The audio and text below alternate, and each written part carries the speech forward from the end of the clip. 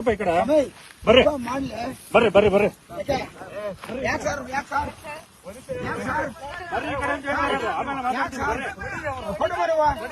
Video ಮಾಡ್ಕೊಳ್ರಿ ಎಲ್ಲ ನಿಮ್ದಂದ್ ಬಿಡ್ರಿ ಆಮೇಲೆ ಮಾಡ್ಕೊಳ್ರಿ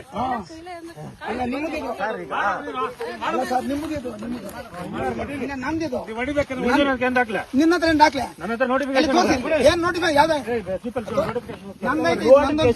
ನಾನು ಮಾಡ್ತಾ ಇದ್ದೀನಿ ಕೆಲಸ ನಿಮ್ದೇನು ಇಲ್ಲ. ಈಗ ನಿಮ್ ನಿಮ್ದು 1963 ಸೆಕ್ಷನ್ 64 ಎ ಆಕ್ಟ್ ಪ್ರಕಾರ ಏನೇನು ಪ್ರೊಸೀಜರ್ ಮಾಡಿದ್ದೀರಿ? ಎಲ್ಲರಿಗೂ ನೋಟಿಸ್ ಹೋಗಿದೆ, ಎಲ್ಲರೂ ಪ್ರೊಸೀಡಿಂಗ್ಸ್ ಅಲ್ಲಿ ಬಂದಿದ್ದಾರೆ, ಮಾತಾಡ್ಬೇಡ್ರಿ ಸುಮ್ಮನೆ ನೋಟಿಸ್ ಕೊಟ್ಟಿದ್ದೀರಾ? ಖಾತೆ ಚೇಂಜ್ ಆಗಿದೆಯಾ? ಇರಪ್ಪ ಇರಿ ಖಾತೆ ಆಗಿದೆಯಾ? ಕೂಲಿ ಕೊಡ್ಬೇಕು ನಾನು ಹೊಡೆಮ್ಮ ನಮ್ಮ ಹೆಸರಲ್ಲಿ ಇರೋದಕ್ಕೆ ಬಂದಿರೋದು. ನಾನ್ ಹೇಳ್ತಾ ಇರೋದು ಪಾಣಿ ನಮ್ಮ ಹೆಸರಿಗಿದೆ, ಪಾಣಿ ನಮ್ಮ ಹೆಸರಾಗಿದೆ. ಕೊಡಿ ಪಾಣಿ, ಎತ್ಕೊಳ್ರಿ ಪಾಣಿ ಎತ್ಕೊಂಬಪ್ಪ. ಹೆಂಗ್ ಸ್ವಾಮಿದು ಪಾಣಿ ಅವ್ರ ಹೆಸರಿಗಾಗಿದೆ, ಕೊಡಪ್ಪ. ಕೊಟ್ಟವನು ನೀವು ಕೊಟ್ಟವನು ನೀವು ಹೊಡಿತಾರಮ್ಮ ಬೋರು ನೀವ್ ಎತ್ಕೋಬಹುದು. ಬೋರ್ ಅನ್ಯಾಯ 3 ಲಕ್ಷ ಹೋಯ್ತು ಬೋರ್. ಸರ್ ಈಗ ನಾನ್ ನಿಮ್ಗೊಂದು ಪ್ರಶ್ನೆ ಮಾಡ್ತೀನಿ. ಒನ್ಸ್ ನೋಟಿಸ್ ಇಶ್ಯೂ ಮಾಡ್ಬೇಕಾದ್ರೆ ವಾಟ್ ಈಸ್ ಯುವರ್ ಪ್ರಿಪರೇಷನ್? ಏನ್ ಪ್ರಿಪರೇಷನ್ ಏನದಕ್ಕೆ? ಅಲ್ಲ, ಪ್ರಿಪರೇಷನ್ ಅಂದ್ರೆ ಏನಂದ್ರೆ ಸೆಕ್ಷನ್ 64 ಏನ್ ಹೇಳುತ್ತೆ ಅಂದ್ರೆ ಒಬ್ಬ RFO ಆದವರು ನನ್ ಜಮೀನ್ ಎಷ್ಟು ಅಂತ ತಿಳ್ಕೊಬೇಕು ಫಸ್ಟ್. ಆ ಜಮೀನ್ ಏನಾದ್ರೂ ಕಡಿಮೆ ಬಂದಿದ್ದು ತಿಳ್ಕೊಂಡ್ರೆ ಕಲ್ಗಳಾಕ್ಬಿಟ್ಟಿದಾರ? ಇರಿ ಫಸ್ಟ್ ಕೇಳಿ ಸರ್, ನೀವು ಕೇಳಿ. ಅದ್ರ ಪ್ರಕಾರ ಕಡಿಮೆ ಬಂದಿದ್ರೆ, ಉದಾಹರಣೆ ನಿಮ್ದು ಇಲ್ಲಿ 690 ಎಕರೆ ಇದೆ ಅನ್ಕೊಳ್ಳಿ, ನಿಮ್ ಜಮೀನ್ ಏನಾದ್ರೂ 500 ಎಕರೆ ಇದೆ ಅಂದ್ರೆ 116 ಎಕರೆ ಎನ್ಕ್ರೋಚ್ಮೆಂಟ್ ಆಗಿದ್ದಾರೆ ಅಂತೇಳಿ ಅಲ್ಲಿಂದ ಶಿಲಿಂಗೆರೆಯಿಂದ ಅಬ್ಬನಿವರೆಗೂ ನೀವು ನೋಟಿಸ್ ಇಶ್ಯೂ ಮಾಡ್ಬೇಕು. ನೋಟಿಸ್ ಇಶ್ಯೂ ಆಗಿದೆಯಲ್ಲ, ಕೇಳಿ ಸರ್. ಒಂದು ನೋಟಿಸ್ ಇಶ್ಯೂ ಮಾಡಿದಿರಿ ವಿತೌಟ್ ಏನೋ ಪ್ರಿಪರೇಷನ್ ಇಲ್ದಿರ ನಮಗೆ ನೋಟಿಸ್ ಇಶ್ಯೂ ಮಾಡಿದ್ದೀರಿ, ಅದೇ ಮೊದಲನೇ ತಪ್ಪು. ಆಯ್ತು, ಆ ಪ್ರಿಪರೇಷನ್ ಏನ್ ಮಾಡಿದಿರಿ ಕೊಡಿ ಸರ್. ಅದಲ್ಲ ಸರ್, ನೀವು ಪ್ರಿಪರೇಷನ್ ಬಿಫೋರ್ ನೋಟಿಸ್ ಏನ್ ಪ್ರಿಪರೇಷನ್ ಆಗಿದ್ರೆ ಕೊಡಿ ಲೆಟರ್. ನಾವ್ಯಾಕೆ ಪ್ರಿಪರೇಷನ್ ಮಾಡ್ಬೇಕು? ನಮ್ಮ ಜಮೀನ್ ಯಾವ್ದು ಎಷ್ಟದೆ ಅಂತ ನಿಮ್ಗೆ ಗೊತ್ತಾಗ್ಬೇಕಾ ಬೇಡ? ಈಗ ಅದು ಗೊತ್ತಾಗಿನೇ ಇಲ್ಲಿ ಕಲ್ಲುಗಳಾಕಿ. ಅಲ್ಲ ಸರ್, ಸರ್ ಅವೆಲ್ಲಾನು ನೋಡಿ, ಇದು ಹಿಂಗಾಗಿ ಆಗಿ ಕರೆಕ್ಟ್ ಆಗಿ ಲೆಕ್ಕಾಚಾರ ಇಲ್ದಿರ ಆಗಿನೇ ಇದೆಲ್ಲ ಹಿಂಗಾಗಿರೋದು. ನಾನ್ ಕೇಳ್ತಾ ಇರೋದು ಒಂದೇ ಒಂದ್ ಪ್ರಶ್ನೆ. ನೀವು ನಮಗೆ ನೋಟಿಸ್ ಕೊಡಕ್ ಬದಲು ನಿಮ್ಮ ದಾಖಲೆಗಳ ಪ್ರಕಾರ ಜಮೀನ್ ಎಷ್ಟಿದೆ ಅದನ್ನ ಅಳತೆ ಮಾಡಿದೀರಾ? ಎಷ್ಟು ಕಡಿಮೆ ಬಂದಿದ್ಯಾ? ನನ್ನ ಹತ್ರ ಕರೆಕ್ಟ್ ಆಗಿದೆ. ಅಲ್ಲ ನಿಮ್ಮ ಹತ್ರ ಕರೆಕ್ಟ್ ಆಗಿದೆ, ಬಾಯಿ ಮಾತಲ್ಲಿ ಹೇಳಿದ್ರಲ್ಲ, ಕೊಡಿ ರೆಕಾರ್ಡ್. 31 619 ಎಕರೆ ಆಯ್ತಾ, 41ರಲ್ಲಿ 409 ಎಕರೆ, ಎರಡೂ ಸೇರ್ಬಿಟ್ಟು ನಾವು ಲೆಕ್ಕ ಹಾಕಿದೀವಿ. ಹೌದು, ಅಷ್ಟೇ ನೋಟಿಫಿಕೇಶನ್. ಹೌದು ಅಷ್ಟೇ ಇದೆ ನಿಮ್ದು. ಎಷ್ಟಾನ ಇರ್ಲಿ, ಅಷ್ಟು ಎಕರೆ ಜಮೀನು ಇಲ್ಲಿ ಇಲ್ಲ ಅನ್ನೋದಕ್ಕೆ ನನ್ಗೆ ದಾಖಲೆ ಕೊಡಿ. ಯಾಕಂದ್ರೆ ಇವಾಗ ಇದು ನಾವಿದ್ದೀವಿ ಜಮೀನು, ನಿಮ್ ಜಮೀನು ಅಷ್ಟು ಬರ್ಲಿಲ್ಲ, 1000 ಚಿಲ್ಲರೆ ಎಕರೆ ನಮ್ಗೆ ಬರ್ಲಿಲ್ಲ. ಅದಕ್ಕೋಸ್ಕರ ಇವ್ರಿಗೆಲ್ಲ ನೋಟಿಸ್ ಕೊಡ್ಬೇಕು ಅಂತೇಳಿ ನೀವು ಬಿಫೋರ್ ನೋಟಿಸ್ ಬಿಫೋರ್ ಏನು ಪ್ರೊಸೀಜರ್ ಏನಿಲ್ಲ. ಅಲ್ಲಲ್ಲ ಅದು ಆಗಲ್ಲ ಹೋಗಲ್ಲ ಅನ್ನೋದಕ್ಕೆ. ಹಂಗಾದ್ರೆ ನಿಮ್ಮ ಕಾಯ್ದೆ ಏನು? ಕಾನೂನು ಪ್ರಕಾರ ಕಾಯ್ದೆ ಏನ್ ಹೇಳಿದೆ? ನಮ್ಮ ಜಾಗ ಹಂಗಾದ್ರೆ ನೀವು ಕಾಯ್ದೆ ವೈಲೇಷನ್ ಮಾಡ್ತೀರಾ? ಕಾಯ್ದೆ ವೈಲೇಷನ್ ಹೌದು. ಇವಾಗ ಸರ್ 1963 ಸೆಕ್ಷನ್ 64 ಕಾಯ್ದೆ ಪ್ರಕಾರ ಎ ಆಕ್ಟ್ ಪ್ರಕಾರ ನೀವು ಬಿಫೋರ್ ಪ್ರಿಪರೇಷನ್ ಮಾಡ್ಕೋಬೇಕು. ಇದಿಲ್ಲ, ನಾವು ಮಾಡಲ್ಲ, ನಮ್ಗ್ ಗೊತ್ತಿಲ್ಲ ಅನ್ನಂಗಿದ್ರೆ ಹೇಳ್ರಿ ಮೀಡಿಯಾ ಮುಂದೆ. ನಾವು ಮಾಡೋದಿಲ್ಲ, ನಾವೇನು ಇಲ್ಲ ಅಂತ. 64 ಕೊಡಿ ಪ್ರಿಪರೇಷನ್ ಕೊಡ್ರಿ ಸ್ವಾಮಿ. ಇವಾಗ ನಾನು ಕೊಡಿ ಸ್ವಾಮಿ, ಯಾರು ತೋರಿಸಿರೋದು? ಇರಿ ಸರ್, ನೀವ್ ಯಾರು ಹೇಳ್ಬೇಡಿ, ಯಾರಿಗೆ ತೋರಿಸಿದ್ರು ನಾನು ಕೊಡಪ್ಪ. ಈಗ ಎಲ್ಲಿ ಬನ್ನಿ, ನಾನು ಇವಾಗ DC ಹತ್ರ ಹೋಗೋಣ, ಇವಾಗ ಕೊಡಿ ನನಗೆ. ಯಾರ ಹತ್ರ ತೋರಿಸಿಲ್ಲ ಬಿಫೋರ್ ಪ್ರಿಪರೇಷನ್, ಬಿಫೋರ್ ನೋಟಿಸ್ ಏನು ಪ್ರಿಪರೇಷನ್ ಮಾಡ್ಕೊಂಡಿದ್ದೀರೋ ಕೊಡಿ. ಅದು ಲೆಟರ್ ಕೊಡಿ ಪ್ರಕಾರ ಮಾಡಿದೀವಿ ಸ್ವಾಮಿ. ನಾನ್ ಕೇಳ್ತಾ ಇರೋದಕ್ಕೆ ಉತ್ತರ ಕೊಡಿ ಸ್ವಾಮಿ ನೀವು. ಆಗಿದೆ ಅಂತಾನೆ ಹೇಳ್ತಾರೆ ಸರ್. ಏನು ಏನು ಪ್ರೊಸೀಜರ್ ಪ್ರಕಾರನೇ ಮಾಡಿರೋದು. ಕೊಡಪ್ಪ, ಪೇಪರ್ ಕೊಡಪ್ಪ. ಈಗ ಇರಿ, ನಿಮ್ ಮನೆಗೆ ಪೇಪರ್ ಕೊಡು. ಈಗ ಏನು ನೋಟಿಸ್ ಬಂದಿಲ್ವಾ? ಹೌದು, ನೋಟಿಸ್ ಬಂತು. ನೋಟಿಸ್ ಏನ್ ಬಂತು ಅಂದ್ರೆ ಕೇಳಿ, ನೋಟಿಸ್ ಏನ್ ಬಂತು ಅಂದ್ರೆ ನೀವು ಕೇಳಿಸ್ಕೊಳ್ಳಿ. ಇವಾಗ 2 ಎಕರೆ ಆಗಿದೆ, ಬರೀ ಸ್ಟೋರಿಗಳು ಹೇಳೋದಲ್ಲ. ರೇ ಸ್ವಾಮಿ, ಆ ಸ್ಟೋರಿ ಹೌದು, ಆ ಸ್ಟೋರಿ ನಮಗೆ ನಮಗೆ ಆ ಸ್ಟೋರಿ ನಮಗೆ ಗೊತ್ತಿರ್ಲಿಲ್ಲ. ಈಗ ನಾನು ಕೇಳ್ತಾ ಇರೋದು ಏನಂದ್ರೆ ಬಿಫೋರ್ ಪ್ರಿಪರೇಷನ್ ಕೊಡಿ, ಇಲ್ಲಿ ಅದು ಲೆಟರ್ ಫಸ್ಟ್ ಪ್ರಕಾರ ನಾವು ಮಾಡಿದ್ದೀವಿ. ಕೊಡಿ. ಪ್ರಾವಿಷನ್ ಇಲ್ಲ ನಮಗೆ ಯಾವ್ದು? ಪ್ರೊಸೀಜರ್ ಏನ್ ಮಾಡ್ಬೇಕು ಅಂತ. ಇದನ್ನ ಡಿಸಿ ಹತ್ರ ಹೇಳ್ರಿ. ನಾವೇನು ಮಾಡಂಗಿಲ್ಲ, ನಾವೇನ್ ತೋರ್ಸಂಗಿಲ್ಲ ಅಂತ ಹೇಳಿ ಡಿಸಿ ಮುಂದೆ ಹೇಳಿ.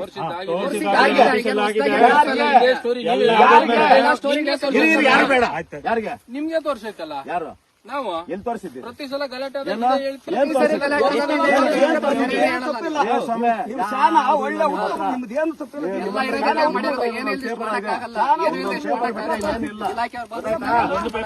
ಪೇಪರ್ ಇಲ್ಲ, ಅದೊಂದು ಪೇಪರ್ ಆ ಪೇಪರ್ಗೆ ಬೆಲೆ ಇಲ್ಲ ಅನ್ನೋದು ನಮ್ಗೆ ಗೊತ್ತಿದೆ. ಇವಾಗ ನೋಡಿ, ನೀವು ಮಾಡ್ತಾ ಇರೋದು 1963 ಸೆಕ್ಷನ್ 64 ಪ್ರಕಾರ ಬಿಫೋರ್ ಪ್ರಿಪರೇಷನ್ ನೀವು ಏನು ಇಲ್ದಿರಾನೆ ರೈತರ ಜಮೀನುಗಳನ್ನ ನಾಶ ಮಾಡಿದ್ದೀರಿ. ಗೊತ್ತಾಯ್ತಾ? ಇದು ತಪ್ಪು. ಇದು ಹೌದು, ಅದೇ ಕೊಡಪ್ಪ, ಅದೇ ಕೊಡಪ್ಪ. ನೀನು ಗೊತ್ತಾ ನಿನಗೆ? ಹಿರಿಯರು ಆ ಸೆಕ್ಷನ್ ಏನ್ ಹೇಳುತ್ತೆ ಹೇಳು. ಅಲ್ಲ, ನಾನಿಲ್ಲಪ್ಪ, ನೀನ್ ಫಾರೆಸ್ಟ್ ಅಲ್ಲ. ನೀವು ಚೆನ್ನಾಗಿ ಅರ್ಥ ಮಾಡ್ಕೊಂಡ್ರಿ, ನೀವು ಬುದ್ಧಿವಂತರು, ನಾವು ದೊಡ್ಡರು. ಇವಾಗ ನಾನು ಹೇಳಲ್ಲ, ಈಗ ನಾನು ಬುದ್ಧಿವಂತ ನಾನು ಹೇಳ. ಒಬ್ಬ RF ನಾನು ಹೇಳ್ತೀನಿ ಕೇಳು, RF ಫಾರೆಸ್ಟ್ರು ಗಾರ್ಡ್ ಇವರೆಲ್ಲಾನು ಏನ್ ಮಾಡ್ಬೇಕು, ಆ ಜಮೀನು ಎಷ್ಟೈತೆ ಅಂತ ಫಸ್ಟ್ ತಿಳ್ಕೋಬೇಕು. ತಿಳ್ಕೊ ನಾನು ಹೇಳೋದು ಅದನ್ನ.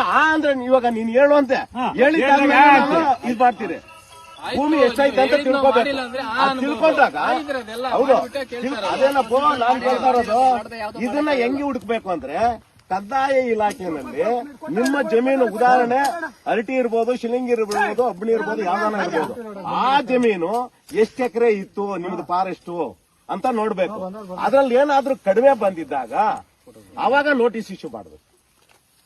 ಎಷ್ಟು ಜನಕ್ಕೆ ನೋಟಿಸ್ ಇಶ್ಯೂ ಮಾಡ್ಬೇಕು? ಜಮೀನು ಸುತ್ತಲೂ ಇರೋರ್ಗು ನೋಟಿಸ್ ಇಶ್ಯೂ ಮಾಡ್ಬೇಕು. ಅದರಲ್ಲಿ ಒಂದು 10 ಎಕರೆ ಕಡಿಮೆ ಬಂದದೆ ಅಂದಾಗ ಅದರಲ್ಲಿ 50 ಜನಕ್ಕೆ ಇಶ್ಯೂ ಮಾಡಿದ್ರೆ 10 ಜನಕ್ಕೆ ಲಾಸ್ಟ್ ಫೈನಲ್ ಮಾಡ್ಬೇಕು 10 ಎಕರೆ ಎಷ್ಟು ಜನಕ್ಕೆ ಬರ್ತದೆ ಅಂತ.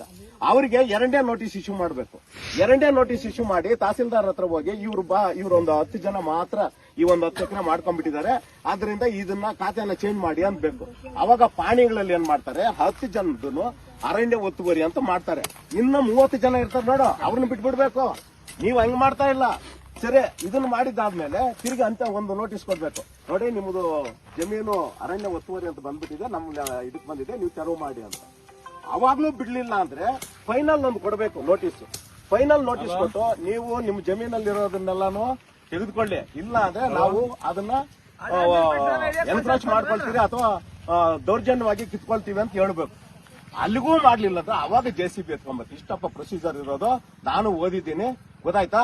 ಇಷ್ಟು ಪ್ರೊಸೀಜರ್ ಏನು ಮಾಡ್ದಿರಾನೆ, ಬಿಫೋರ್ ಏನು ಮಾಡ್ದಿರಾನೆ. ನಿಮ್ಗೆ ಹೆಂಗ್ ಬೇಕಂಗ್ ಅನುಕೂಲಕ್ಕೆ ಹೇಳ್ಕೊಂಬಿಟ್ರೆ ಹೊಸ ಸಿಸ್ಟಮ್ಗಳೆಲ್ಲ ಏನಿಲ್ಲ, ಈಗ ಅದನ್ನೆಲ್ಲ ಮಾಡಿನೇ ಬಂದಿದೆ, ಎಲ್ಲ ಆಗೋಗಿದೆ. ಇವಾಗ ಮಾತಾಡೋದು ಎಲ್ಲ ಆಗೋಗಿದೆ, ಯಾರು ಮಾಡ್ಲಿಲ್ಲ.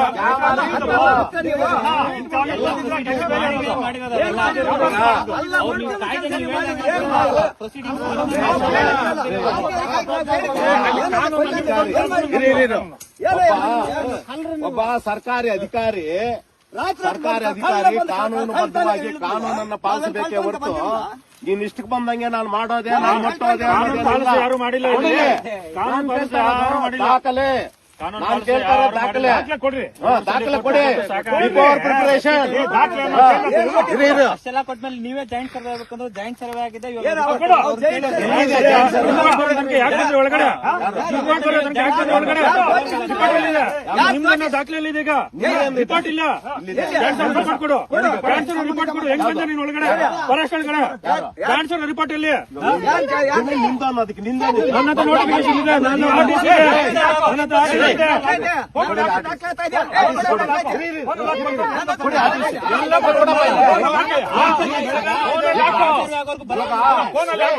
ಜಾಯಿಂಟ್ ಸರ್ವೆ ಆಗೋರ್ಗು ನಾವೆಲ್ಲಿ ಬಂದಿದ್ದೀವಿ ಎಲ್ಲಿ ಬಂದಿದ್ದೀವಿ ಗಿಡ ಹಾಕಿದ್ದೀವಿ ಮುಂದೆ ಗಿಡ ಹಾಕಿದ್ದೀವಿ ಬಾಯಿ ಬಂದಾಗೆಲ್ಲ ಮಾತಾಡಬೇಡಿ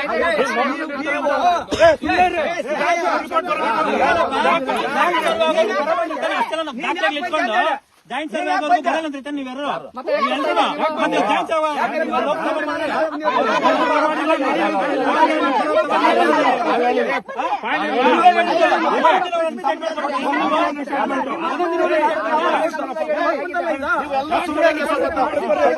ಜಾಯಿಂಟ್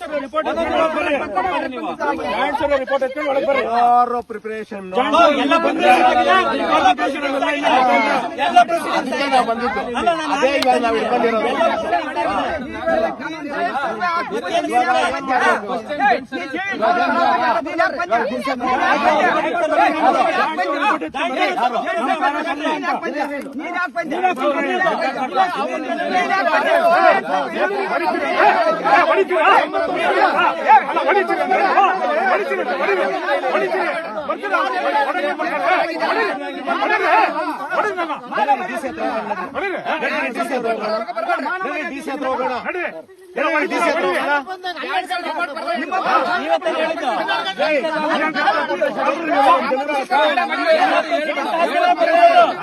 ಪ್ರೊಸೀಡಿಂಗ್ ಆದ್ಮೇಲೆ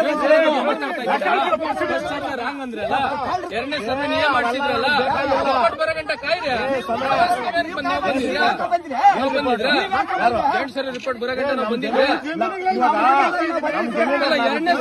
ಎರಡನೇ ಸಲ ಜಂಟಿ ಸರ್ವೆ ಮಾಡಿಸಿದ್ದೆ ನೀವೇ ಫಸ್ಟ್ ರಾಂಗ್ ಇದೆ ಅಂತ ಓಕೆನಾ ಕಾಯ್ಬೇಕಲ್ಲ ನೀವೇ ಜಾಯಿಂಟ್ ಸರ್ವೆ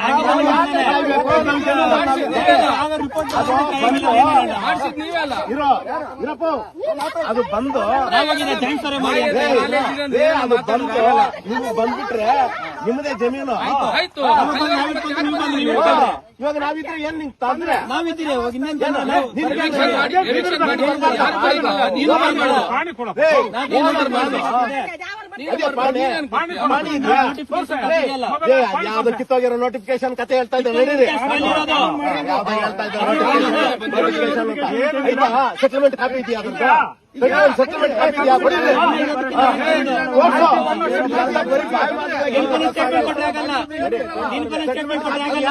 ಇದೆಯಾ ಅಲ್ಲಪ್ಪ 19 ಯಾವ ಮೈನರ್ ಫಾರೆಸ್ಟ್ ಯಾವ ಸೆಟಲ್ಮೆಂಟ್ ಕಾಪಿ ಇರಲ್ಲ ನೋಟಿಫಿಕೇಶನ್ ದೊಡ್ಡ ದಾಖಲೆ ಅದು ನೀನ್ ತಿಳ್ಕೊ ಇಷ್ಟು ಸ್ಟೋರಿ ಹೇಳ್ತಲ್ಲ ನೋಟಿಫಿಕೇಶನ್ ಅಂದ್ರೆ ಏನೋ ಅದ್ರ ಬಗ್ಗೆ ಸ್ಟೋರಿ ಹೇಳು ಸುಮ್ನೆ 2 ಸೆಕ್ಷನ್ ಸ್ಟೋರಿ ಹೇಳು ಹೇಳ್ತೀನಿ ಕೇಳು ನೋಟಿಫಿಕೇಶನ್ ಅಂದ್ರೆ ಫಸ್ಟ್ ಇಂಥ ಭೂಮಿ ಅಂತೆಲ್ಲ ಇರ್ತದೆ ಗೊತ್ತಾಯ್ತಾ ಆ ಭೂಮಿನ ಒಂದು ನೋಟಿಫಿಕೇಶನ್ ಮಾಡ್ತಾರೆ ಮೈನರ್ ಫಾರೆಸ್ಟ್ ಇಡೀ ವರ್ಲ್ಡ್ ಅಲ್ಲಿ ಎಲ್ಲಿ ಇಲ್ಲ settlement Mysuru planning section forest ಅಲ್ಲಿ ವಿಧಗಳಿದಾವೆ ನೀವು ಅದೇ ಹಾಕಿದ್ದೆ ಕ್ಯಾಸೆಟ್ ಹಾಕಿದ್ದೆ ಹೇಳೋದ್ ಕೇಳ್ರಿ ಮೈಸೂರು ಫಾರೆಸ್ಟ್ ಅಲ್ಲಿ ಕ್ಲಾಸ್ ಇದೆ ಯಾವ ಫಾರೆಸ್ಟ್ ಸೆಟಲ್ಮೆಂಟ್ ಇರ್ತದೆ ಏನಿಲ್ಲ ತಿಳ್ಕೊಂಡ್ಬಿಟ್ಟು ಮಾತಾಡ್ರಿ ನಾವು ಮಾತಾಡ್ತೀರಿ ಇಡೀ ವರ್ಲ್ಡ್ ಅಲ್ಲಿ ಎಲ್ಲಿ ಇಲ್ಲ ಮೈನರ್ ಫಾರೆಸ್ಟ್ ಸೆಟಲ್ಮೆಂಟ್ ಕಾಪಿ ಎಲ್ಲಿ ಇರಲ್ಲ ಅದು ಮೈನರ್ ಫಾರೆಸ್ಟ್ ಫಾರೆಸ್ಟ್ ಅಷ್ಟೇನೆ ರಿಸರ್ವ್ ಫಾರೆಸ್ಟ್ ಇರುತ್ತೆ ಏನೇನೋ ಸ್ಟೋರಿಗಳು ಹೇಳ್ತಾರೆ ಏನಿದೆ ಸ್ಟೇಟ್ ಫಾರೆಸ್ಟ್ ಇಲ್ವಾ ಇವಾಗ ನೀವೇ ತಂದಿದ್ರಲ್ಲ ಇದನ್ನೇ ಸ್ಟೇಟ್ ಫಾರೆಸ್ಟ್ ಅಂತ ಮಾಡಿರೋದು ಅದನ್ನೆಲ್ಲ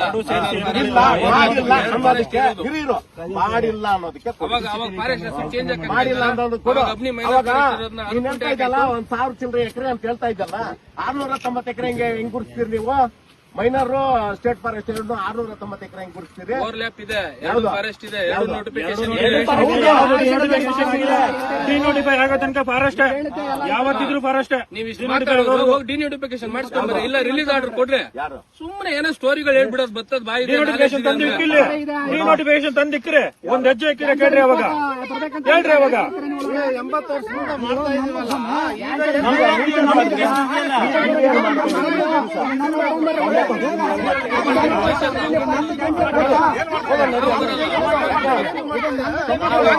ಆರ್ಡರ್ ಮಾಡಿಸ್ಕೊಂಬರಿ ಕೊಡ್ಬೇಕಲ್ಲ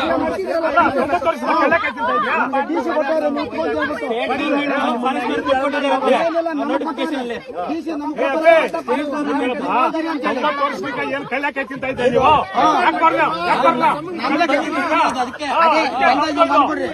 ರೆಕಾರ್ಡ್ ಕೊಡಿ ನಿಮ್ದು ಏನೈತ್ರೆ ರೆಕಾರ್ಡ್ ಕೊಡು ಏಕೆ ಮರ ಹೇಳಲ್ಲ ಏನ್ ಕಿತ್ತ ಮುಂದೆ ನೋಡ್ಸೋದೇನ್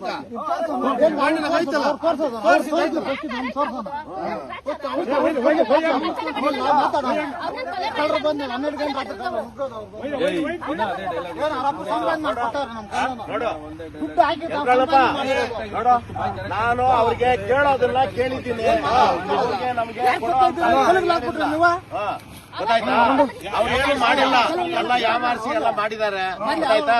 ಅದನ್ನ ಉಣ್ತಾರೆ. ಯಾಕಂದ್ರೆ ನಾವೇಕಂದ್ರೆ ಈಗ ಫಾರೆಸ್ಟ್ ಒಳಗೆ ಬಂದ್ಬಿಟ್ಟಿದೀವಿ ಅಂತ ಹೇಳಿ ಕೇಸ್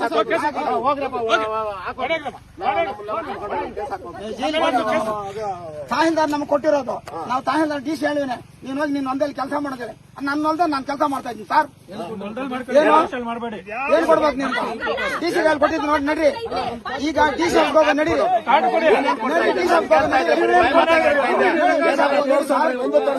ಡಿ ಸಿ ಹೋಗ ನಡೀರಿ. ಡಿ ಸಿ ಹತ್ರ ಹೋಗೋಣ.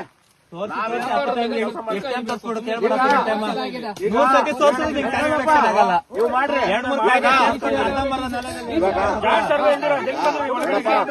ಈಗ ಏನು ಬೇಡ, ಈಗ ನಾವು ಮಾಡ್ತಾ ಇದ್ದೀವಿ. ನಮ್ಮ ಭೂಮಿಯಲ್ಲಿ ಕೆಲಸ ಮಾಡ್ತಾ ಇದ್ದಾರೆ ಅಂತ 71A ಪ್ರಕಾರ ಕೆಲಸ ಮಾಡ್ತಾರೆ. ಅದು ತಪ್ಪು ಅಲ್ಲಪ್ಪ.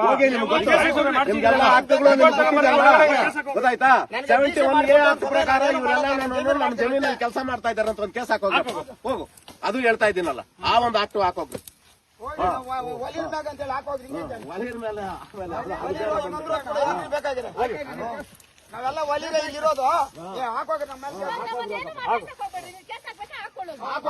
71A act ಹಾಕೋಗ್ರಿ. ಪೊಲೀಸ್ ಸ್ಟೇಷನ್ ಅಲ್ಲಿ ಒಂದು ಕೇಸ್ ಬುಕ್ ಮಾಡೋಗ್ರಿ. ಪೊಲೀಸ್ ಬಂದ್ಬಿಡ್ತೀವಿ. ಇವಾಗ ಪಾಪ ಅವ್ರು ತಿಳ್ಕೊಂಡ್ರು. ನಾವು ಜೈಲ್ಗೆ ಹೋಗ್ತಿರೋ ಇವಾಗ ತಿಳ್ಕೊಂಡ್ರು. ನಾವು ಜೈಲ್ಗೆ ಹೋಗ್ತಿರೋ ಹೋಗಿ ಸ್ವಾಮಿ. ಜೈಲ್ಗೆ ಹೋಗ್ತಿರೋ